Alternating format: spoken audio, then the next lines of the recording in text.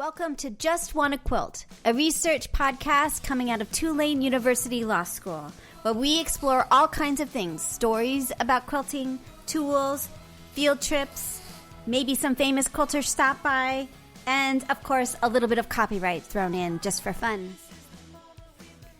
I'm Elizabeth Townsend-Gard, your host. I'm a law professor at Tulane University Law School. I also hold 2 fellowships right now, one at the Business School and one at the Newcomb Institute at Tulane, and I just want to quilt. So Haley Barnett interviews Lauren Skinner. She is a nurse. She was on the front lines. She started a group called BaLA N95 Cover for frontline healthcare workers on Facebook, and she also designed the BaLA mask. And we talked to her about her experiences, her friends' experiences, and everything that's been happening over the last few months. How are you? I'm good. How are you? I'm good. Hello. Oh, hi. All right. So I'm Haley, and this is my professor, Dr. Townsend-Gard, and I'm the one who's going to be primarily doing the interview. Dr. Townsend-Gard may pop in and ask some questions intermittently if that's okay with you. Yeah. Awesome. All right. Thank you thank you so much for your time. I know it's very valuable, and we're super psyched to interview you. So I'm going to turn off my recording and mute so you can have a more intimate conversation with Haley. Okay. All right. So, all right, first, can you tell us your name and where you're calling from? My name is Lauren Skinner, and I'm in Atlanta, Georgia. All right. And do you have a memory of anyone sewing or quilting in your life? My grandmother was always doing some sort of, that she was making afghans, she did crewel, she did tatting. She didn't do quilting, but she did do some clothing, but for the most part, it was a lot of needlepoint and artistic things. And then that was my mother's side. Then on my father's side, his mother, or his grandmother, did quilting. Very cool. So kind of tell us a little bit about what your life was like before all of this started, and kind of what you do for a living, and just kind of how was your life before, February, March? Just kind of tell us a little bit about that. Well, I'm a nurse at Grady, Atlanta's largest hospital. Wow. I've been a nurse for about 13 years now. I've always worked in pretty much always like the surgical trauma ICU. Just last year, I transferred to the burn ICU. That's the majority of my life is doing that. And actually, every spring, roughly around February, March is kind of when I was normally expecting to start this year's costume for Dragon Con. Oh, okay. So cosplay. Yep, I do cosplay. And, I had an idea. I was, usually about February, March is when I get started on things.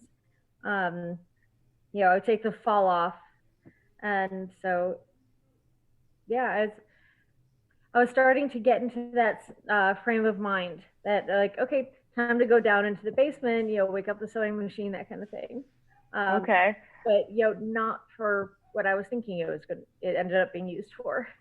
Definitely. So, kind of, what happened when, so we're in New Orleans, right? And on March 13th, my law school completely closed. They said that they were going remote starting March 23rd, and all the undergrads in the dorms had to be out by Saturday. So it was a really rapid turnaround, and kind of what happened as far as Grady, like what was kind of their initial intake and response to the COVID-19? So my knowledge and experience with COVID actually started a little bit earlier. Okay. My husband is a molecular biologist, and he actually works for a company that makes and sells oligonucleotides, PCR primers, reagents for that kind of thing. And so his CDC is his client. He Okay. sells to the CDC and all over Georgia. And in January, he was out of town and he was calling me one night and he's like, so I got a call from the CDC today. Turns out there's this virus coming out of China and they're worried it's going to be big. And I think this was the second week of January. Oh my gosh. That was the first I heard of it. And, so I kind of heard about it from him and his experience. And, the CDC was, really pushing to get things done fast, quick turnaround, a lot of needs. So, I kind of like heard about it back then. And it wasn't until February. So one of the, I guess you can say, extracurricular activities that I do at Grady is I'm on the hazardous infectious disease team.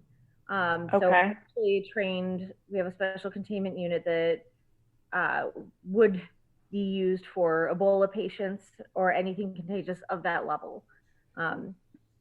So we trained, like years ago, I trained for this.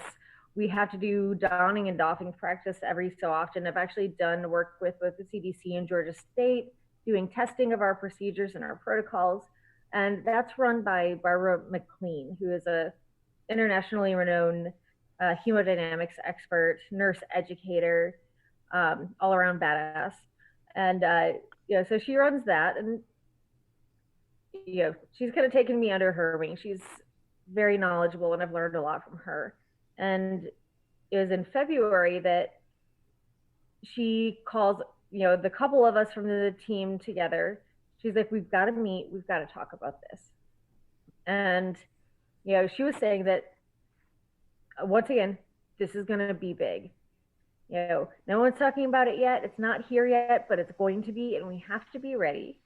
And so back in February, she was having me and several of my other coworkers starting to prepare, how to teach donning and doffing to people at the hospital. And what is that?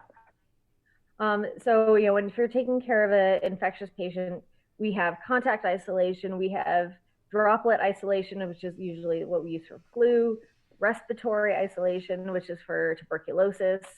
And depending on what level of isolation the patient is on, you have different practices with your PPE to make sure that you're remaining clean and safe, that your patient is remaining safe, that other patients are remaining safe from the infected patient. And so, at the time we weren't exactly sure how, we're still not 100% sure about transmission rates and things like that. And so we were just starting to learn, okay, what is the CDC recommending right now? So what can we teach our coworkers?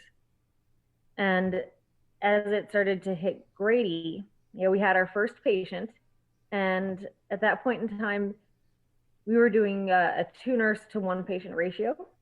And so it was Barbara and my other coworker, David, were taking care of this patient that was a person under investigation, a PUI.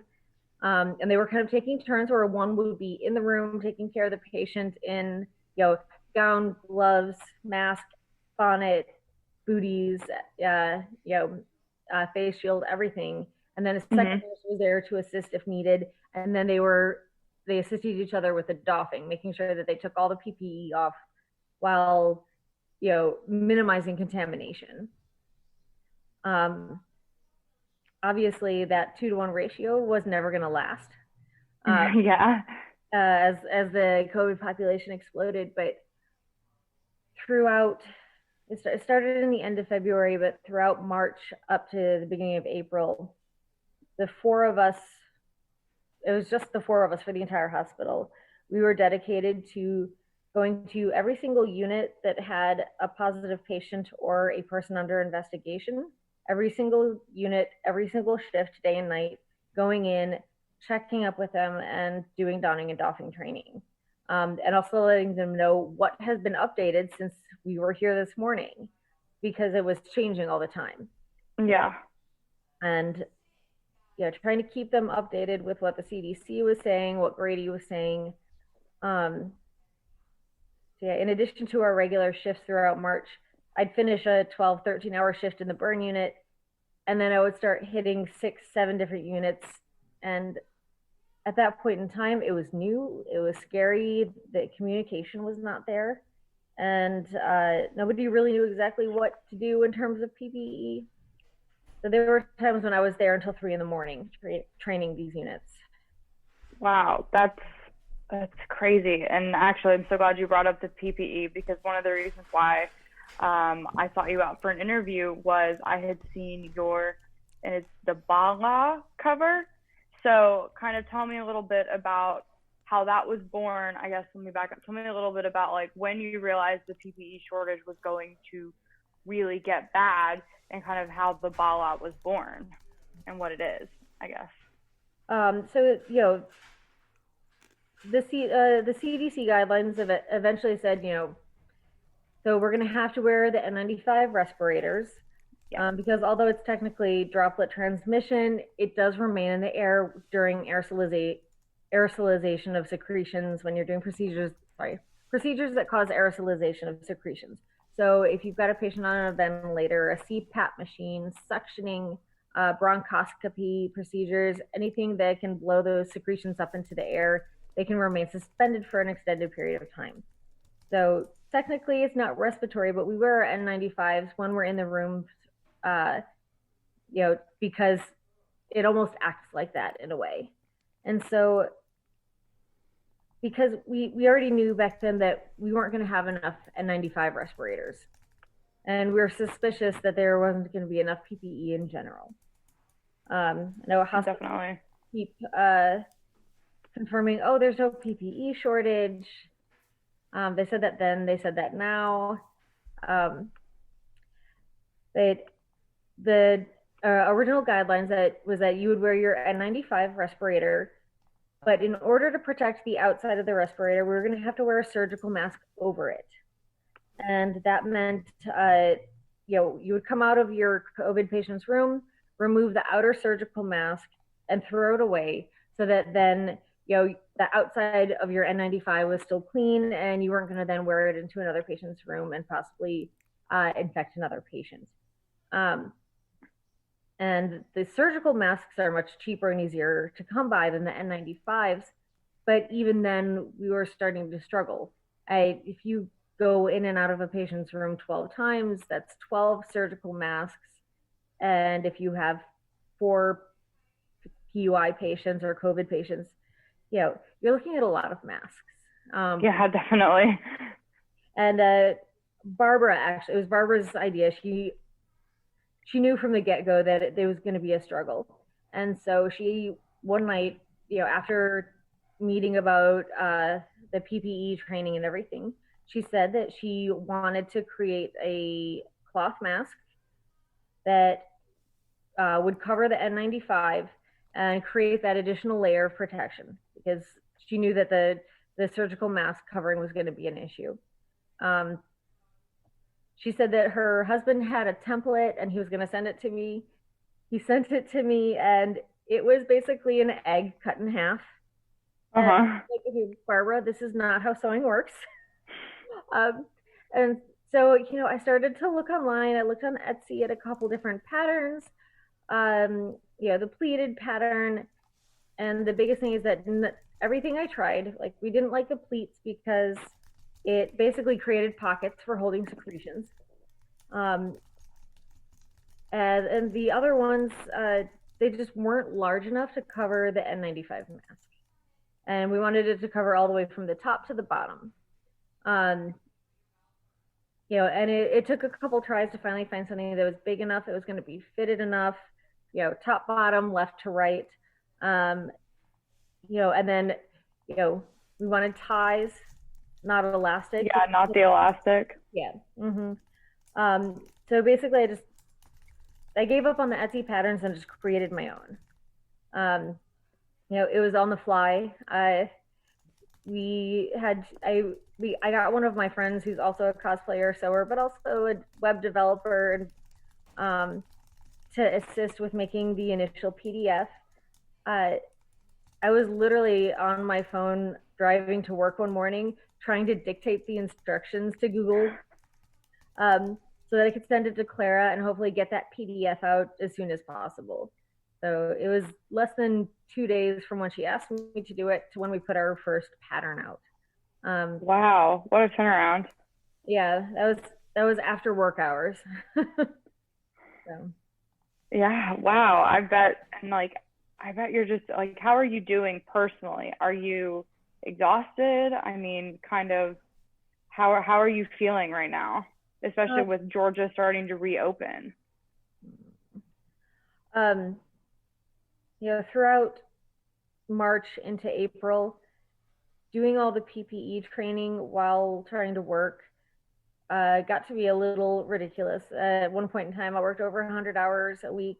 So much. And I finally kind of got to my own personal breaking point when I started falling asleep during morning rounds, like with all the physicians, go patient to patient. I'm falling asleep as they're talking about my patient, and you know, my manager kind of wakes me up after I fall asleep the third time. She just kind of like walks me into the office, puts me down, closes the door, and is like, "Take a nap." And yeah, I was so tired, and like that night, you know, she even texted me and is like, "I looked at your timesheet. You've been busting it, and like you need a day off. Stay home tomorrow and rest." And that was kind of my signal that it was time to back off a little bit. Luckily, by that point in time, Grady's education department had taken over the PPE training and education, because it was just far more than 4 people could do, you know, while doing full-time work out elsewhere in the hospital. That's amazing. That's great. So then how did you, you know, if you said it took you 2 days from initiation to actually getting the BaLA template out, how did you kind of circulate it? Like, did you harness social media? Kind of, how did you help get people to start using it and start making them? It just started on Facebook. So we made the Facebook group, you know, shared it with everyone we knew. You know, I think now we're maybe like 1.8 thousand, 1,800 members, something like that on our Facebook group. And for our listeners, what is your Facebook group called? It's the BaLA N95 cover for frontline workers. Yeah, I'm there right now. I'm at that site. It's awesome. Your story is amazing. There as well. Seriously. Were you surprised at how much this mask pattern has taken off, that it's become one of the standard ones people are talking about? Absolutely. You know, it started as something for Grady. And I think Barbara had the idea that, you know, we'd make the pattern, we would put it out there for people everywhere to use. You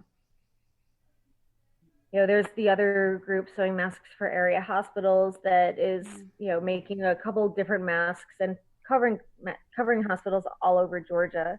You know, and they're using one of our patterns as one of their 3 or 4 standard patterns that they're making. So, you know, our pattern has gone from people that we know, like I said, Barbara's taught all over the world. So she has people in other countries that have started making the mask for their hospitals. People are making it and sending it to us from other countries. Amazing. Yeah, we've gotten a shipment of masks from California. At the same time, we've also sent our masks elsewhere. We have some coworkers from Grace. Several of our nurses have gone up to New York to do relief nursing. We sent them up with 500 masks. And one of my coworkers has actually contacted me to ask if they can get more. Amazing. Let me ask you, I hope, forgive me if I repeat, because I had to step out for a second. What we found is it's hard. So we do a lot of the surgical masks because they're super easy for people for fitting. How do you feel like this mask does for fitting? Because like the Olsen mask, you kind of have to have like exactly the right face for it to fit. Did you struggle with that in terms of fitting, sizing, and stuff? You know, the first mask template that I made, you know, I thought it was great. I brought it to Barbara. It worked well, she tried to put it over her N95. I wear a small, she wears the regular, and discovered, okay, it's not big enough to fit over that N95. So I had to go home and make one more revision that night to make it a little bit larger. We didn't want to make multiple templates. We didn't want to make multiple sizes. Hey, kitty. um, that's one of the reasons that we didn't want to go with elastic. Yeah. Of course, people learn very quickly that elastic is going to end up causing breakdown behind the ears. Yeah. I've seen pictures of skin breakdown, bleeding and scabs behind the ears, in addition to on the face. Yeah. And also, elastic is not it's not adjustable. Right. It is one size. That is our worry too, right? So we went very quickly to ties because we felt like it just gave you more flexibility. Although others have done elastic in different ways, and there was an elastic shortage, which I imagine you experienced too very quickly. Yeah, I mean, people have found like great workarounds. We've had people giving us the headbands with the buttons, so that the elastic can go around the buttons rather than the ears. Ribbons with a couple buttons on the back so that you can pull it that way. Have you seen the 3D printed ear savers at all? Okay. Have you seen anybody we haven't heard anybody about, are they useful? Do they work? The 3D printing, like the ear savers, how are the are they being used, the ear savers, or? I'm not sure. We haven't gotten any, I haven't personally given any out. But I've heard there's demand for them. Got it. Interesting. So, but I can't speak to those personally. But I know that, even just the headbands with the buttons, I've seen people put them on after they've been wearing elastic masks for the past week, and just immediately like, oh my God, that feels so much better. Yeah. Just to get that pressure off. Yeah, I can't imagine. It's just too much. So as the world opens up, how are you feeling about this? Are you worried? Are you, like, from the medical perspective, how are you feeling about it?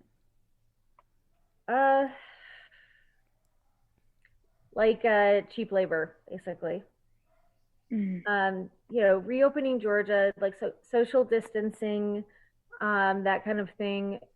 It's not about preventing infection. We can't do that. People are going to get it. It's going to work its way through the population eventually. But what we have to do is not overwhelm the healthcare system.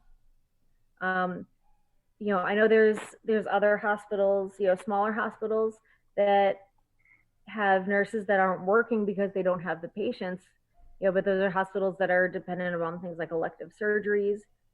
Meanwhile, the hospitals like Grady, Emory, the other major hospitals that are able to handle these extremely sick patients, have been quickly overwhelmed.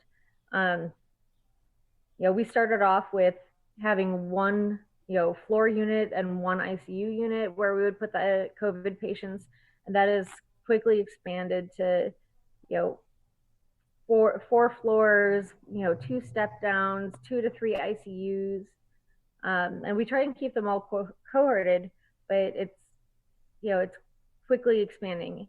The staff is tired. Like I said, the PPE is still a problem. We put in our requests, and maybe we get what we ask for, but it's typically gone pretty quickly, and it makes it very difficult. You can't follow the CDC guidelines if you don't have the supplies that they're recommending. Well, we just, our hearts go out to you, and I think every day where I don't want to make a mask, I'm thinking of you and all of your cohort and all of the people in the medical world, that if I can't sit down and make masks for a few hours every day, how could, that's the least I can do. And so, do you have a message out there we're all getting tired of making masks. We all feel like, wow, we're doing not, we're working hard, but should we be continuing, or sort of what is your message to us out there? It's really important to continue to slow the rate of infection. When people choose to wear a mask, to not wear a mask, to make a mask, to not make a mask, I want them to think about the fact that when patients have COVID, we will not place an emergency airway.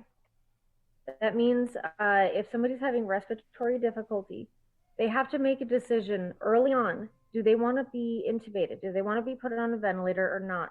Because it has to be done in a controlled manner. And it's hard when you've got some difficulty breathing, but you don't feel that bad. But you have to think about the risk that it's possible that if you start to decline very quickly, if you go into respiratory distress, if your heart stops and we need to code you, hospitals will not place an emergency airway. If your heart stops, we will do chest compressions only. We will not use a face mask to bag you. We will not place an airway because of the risk of aerosolization and the risk when you've got so many people that are there trying to help. That's the choice that people have to make. Are they getting? Do they want early intubation, or do they want to risk not having an airway if they get sick? That's really horrid. Are you intubating people early then, before they are in distress, to prevent that? It's when they're in distress, but not severe distress. Right. At what stage are you, like, are there oxygen levels at like 70? Like, what is distress defined as at this point? And has it shifted during this of like, what's coming? You know what I mean? Like, if you're starting to see their oxygen levels drop, or you, like, explain to me sort of your thoughts about that at this point. It's been tricky because sometimes the outward signs that we can see are non-invasive measurements are not always as bad as the invasive measurements. So, the probe on the finger may not look that bad. Yeah. But if we take blood from the artery to see how much oxygen is dissolved in the blood, it looks much worse than we're expecting. Really interesting. So yeah, it's hard to say. And the other thing is that people can decompensate very quickly. We think they're doing okay. Maybe we're actually weaning oxygen levels. And then, suddenly they take a very bad, very fast turn for the worse. And I do want to clarify, in the burn unit, we are not taking care of COVID patients. We don't have any. We're not a COVID unit. Mm-hmm. So these are not my personal stories, not right. my personal experience, but those of my coworkers. Happening. Yeah, I appreciate that. So you're still there on the front lines, though, and you are still just an incredible part of what keeps this country going. And we all thank you so much. It's interesting, though, that even at a hospital like Grady, in the burn unit, we're very isolated. We're not taking care of the COVID patients. We're not seeing what happens, and our staff, even being so isolated, we don't have the same experiences as that of our coworkers upstairs. We're not quite at that risk that they have. Yeah. And it's easy to not quite realize how bad it is. Yeah. Our staff, the physicians, even, if people aren't face to face with it, I don't think people realize how bad it is. You can see that from the videos. Like, you guys are tough. Like, I've had a lot of medical issues in my life, and medical people are tough. You're tough cookies. You see a lot. And the fact that, like, what the stories that are coming out are just, you can see, like, it's war. I mean, it's got a very much like, trauma by war kind of thing. It's got a, like, you don't know what I've seen kind of feeling to it. It's kind of remarkable. And again, my heart goes out to you. Pretty high degree of, like, chronic stress that people are feeling. I mean, and it's different than what we normally do. Like I said, I've done trauma for 13 years. I'm used to people coming in, car crashes, gunshot wounds, severe house fires. Their trauma is real to us. This kind of stress is different, and it wears us down. And it's because there's so much of it, or because it's so fast. Like, why is it? What's wearing about it that's different than the other regular trauma that you see? I think It's that it's not going to go away anytime soon. You know, our daily life, our wearing an N95 mask Yeah. day in, day out, the pain, the marks on our faces, um, our patients not being able to have their families at the bedside. Yeah. We have patients that, you know, have been in our unit for several months because that's what burns are, who can't see their families. They're alone on, these horrible days. Being in the hospital is awful to It's begin hard. with, Yeah. and to be alone. Yeah. That it Um, affects, like, people don't really recognize that it affects not just the COVID patients, but the whole hospital. That when that your patients aren't able to see their loved ones either, it's not just the COVID units that are affected by it. and then the end of life issues for both COVID patients and non. Um, I think right now our visitor policy is like 2 family members can come in for end of life, but for the COVID patients, they're alone. They don't have anyone but the staff. Wow. Staff is going in and holding up iPads so that their family can be on a FaceTime call or whatever, right, as their loved one is dying. That's not how anyone ever thinks about dying. Watching their daughter, their husband, their mother on an iPad. Yeah, no, it's with terrible. no one but a nurse in the room. Yeah. Well, and you all have been so good about, like, being the family to these patients that that's got to be another toll that you don't usually do that. And to have that as part of it as well is, again, just we live in very hard times, and you're getting the brunt of it in huge ways. Okay, one more question that's a ridiculous question, but this is my nervous question, which is, Haley's graduated almost. She's waiting for the official day, which is next Saturday, and they're all now these. I don't even know how. I mean, I understand the need, but they're all going. All these places are going forward with the bar in the summer for our graduating law students, and they'll all be in a room for a day or two. And I'm wondering what your thoughts are for them and for others that are in a situation like that, where they have a choice either to not sit for the bar, but then they can't practice law and they can't get employed, or they risk their life to be in a room. And I'm curious if you have thoughts about protective gear or how to think about it. I think the stress of that has got to be just horrible. This bar is stressful anyway. Yeah. Yeah. I mean,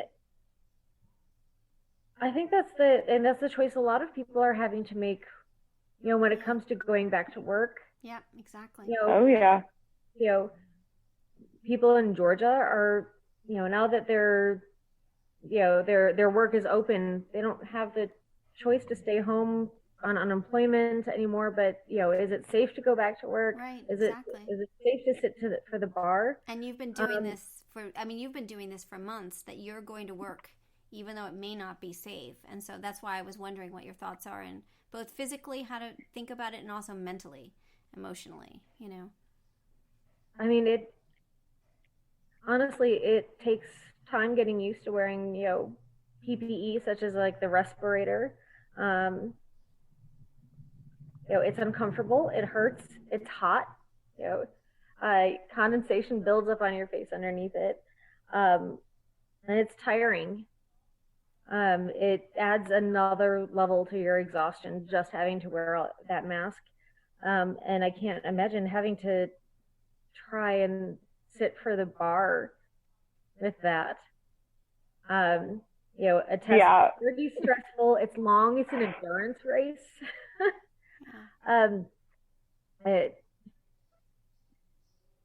It's a hard decision to make. I mean, are they going to maintain social distancing in the classrooms? Are you guys going to be 6 feet apart? I think that's a big question. Yeah, it'll be interesting to see, because they always do them in convention centers. I'd be really curious to see if they do them in smaller rooms. And they are supposed to be social distancing. They've at least in Louisiana, they've made it just a day. But I'm concerned they're still going to put them all in one big room, which seems really not smart, No. And at a minimum, the responsible thing would be making sure that, desks are a minimum of 6 feet apart. Right. like a lot of schools are doing rotating days, breaking it up, uh, testing everyone before they come in the room for temperature and symptoms. Yeah. Yeah, I know the Florida bar, it's still 3 days. It's still in July, but they are doing 2 different testing sites. I think one in Tampa and one in Orlando. And they're having temperature checks at the door, and everybody has to wear a mask the entire duration of the test. And the desks are going to be 6 feet apart. As far as Louisiana, I think there's going to be 4 testing cities, and I think they're going to be smaller testing sites. I think the dean of our law school has said that he will, offer up our law school to be used as a testing center. So I don't know. I am grateful though that they put it down to 1 day instead of 3. I think that really reduces the risk. But yeah, it'll just be really interesting to see what happens. And it sucks to have to choose between, life, like, am I going to be able to go and take this bar exam that I've already paid between the cost of school and the test hundreds of thousands of dollars for, and am I going to be able to get employed, or do I just sit this one out and wait until October or February? It's a tough call to make, but for people like you, you don't have an option. And so it's like kind of like a fight or flight mode, I guess, maybe for you. No, I feel like, people in your situation and other employment situations, they say that they have a choice to stay home and not take the test or not go to work, but most Americans don't have that option. They don't have the backup,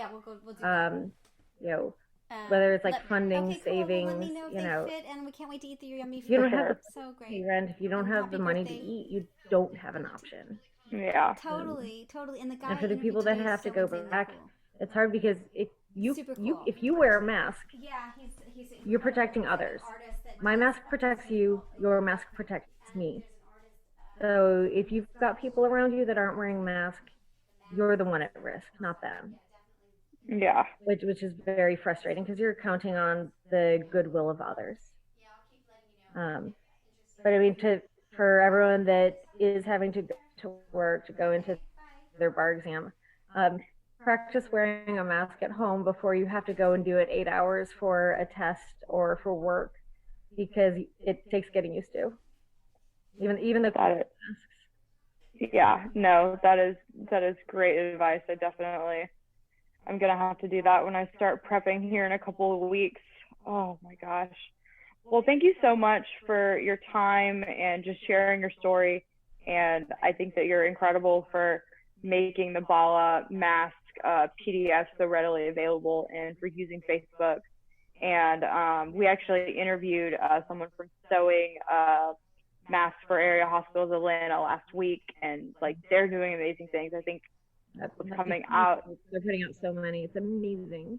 They're doing such great things, and it's just really cool what's coming out of Atlanta. And I think just how resilient Atlanta in general has been, and yourself included.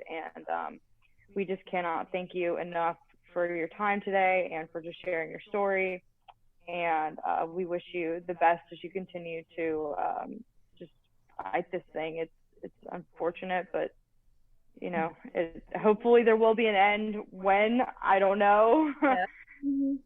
I don't know, but stay safe.